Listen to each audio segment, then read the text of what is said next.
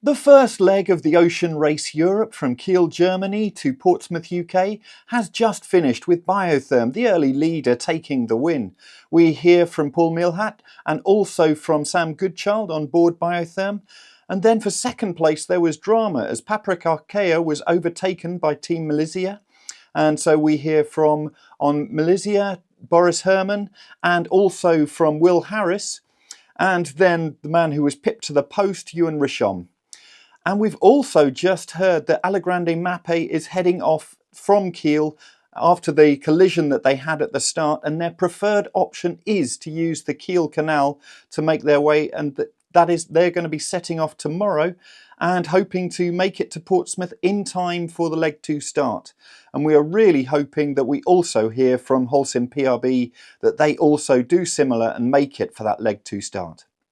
We took the max, 2 points plus set point for the leg. So we will see what's going on with the fight between Malizia and Paprika Arkea. So to see how many points we get from the second. But yeah, it's good. It's more also for dynamic. We start with good dynamic and we try to keep it all the way. I think we won the race on top of Denmark, in north of Denmark in Skagen. After close reaching with Paprika Arkea, we were a bit faster than them upwind in heavy condition. So we took the lead, and after it was some danger. They came back, but never close. And after it was more easy for us to be in control with like 20-30 miles of advance. Yeah, true. It was the first race with Sam and Jack because Amelie and I we sailed a lot of time together. But I enjoy a lot because they are really peaceful, really focused, and so. And also at the end, I was so surprised because you celebrate the winning, but for them they won a lot of leg of ocean race. So they were so happy, but for Amelie and I it was different. It was our first victory, so we just enjoy it and we're really happy and really proud. Yeah, for sure. It's the best way we could have imagined it starting. I kind of thought with this boat and this team we had a good chance of giving a few people a hard time, and it's good to get off on the right foot. Obviously we missed a couple of competitors which will hopefully be back soon to give us a hard time, but yeah, really happy to start this way, and it's a long way to go, but it's obviously good to get off on a good foot. Yeah, it's really nice. I spent a bit of time cutting my teeth in the Solent, learning how to sail and learning a few things about offshore sailing, so it's nice to be back here with the Ocean Race on a really cool boat and with a win with a cherry on the cake. So yeah, it's a nice welcome and really happy to be here. Yeah. I mean, we're learning all the time. We've done very little sailing together, which sounds a bit ironic, even if the whole crew has experienced their own way on Imokas.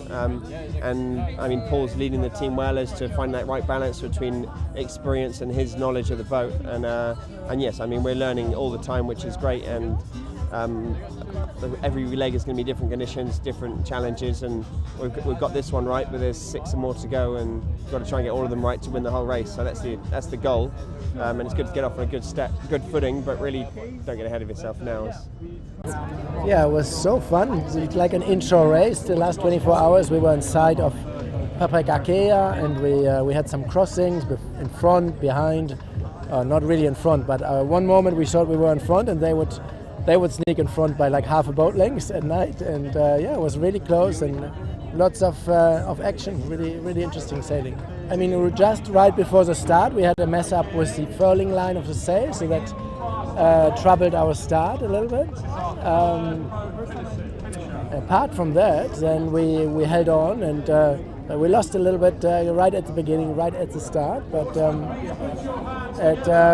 that was actually a quite pleasant reach out of the Baltic, and it got a little bit more difficult around Skagen going upwind with all the tacks and so on. Yeah, I mean, it was a very long, tough race in the end. Really happy to have sort of made one of the only sort of comebacks in the fleet, I guess, and jump a place at the end there. Nice surprise to be able to sort of stay sort of ahead of them at the end there, and yeah, really happy with the second place to start the whole ocean race off.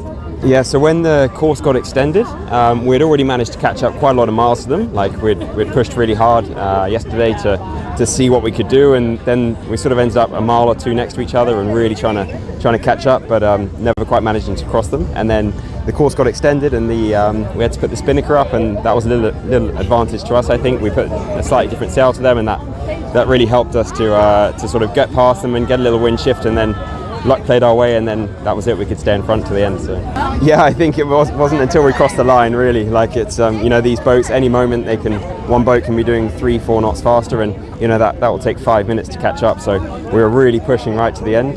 The last 36 hours have been some of the most intense sailing I've done. Non-stop, hardly any sleep, and I think that's what we came here for. Yeah, I definitely think the small coastal course at the end there, or sort of the extension, there's definitely a few little features there around the Isle of Wight which really helped us to get a few nice wind shifts. So it was really good. We managed to play them and sort of use the local knowledge to effect, and come up with a slightly better result. We know that Biotherm is probably the boat to beat right now. We'll see if the other two come back and how they perform, but they're definitely on top of the game. I think we might be fighting it out with Malizia the whole way. And we'll see if Canada improve, which I think they'll probably do. There we go. I think we've got already a kind of leadership, and we have to wait for a few more legs to know exactly how it shapes that. But it's definitely the way it looks. Biotherm is the favorite for this race. We ended up third, just behind Malizia, a few minutes behind Malizia. We went around the last mark of the course just in front of them. They had been putting pressure on us for the past 24 hours, so they'd been sailing really well, that we know. And we had we messed up on one of the downwinds. We picked the wrong sail, and then we tactically didn't play it very smart.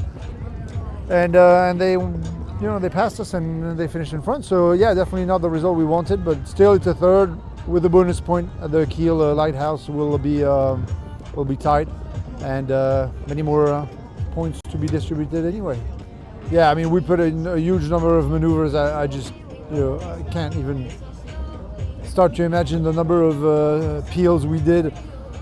So everybody was very tired. Is very tired. We need some good rest, but it's going to be a short stopover, so the recovery time is very tiny. So we'll see, but it's we might look into some rotations within the crew at some point and stuff like that. Not for the next leg, because we can handle that, I think, but it's still a long month and a half, that's for sure.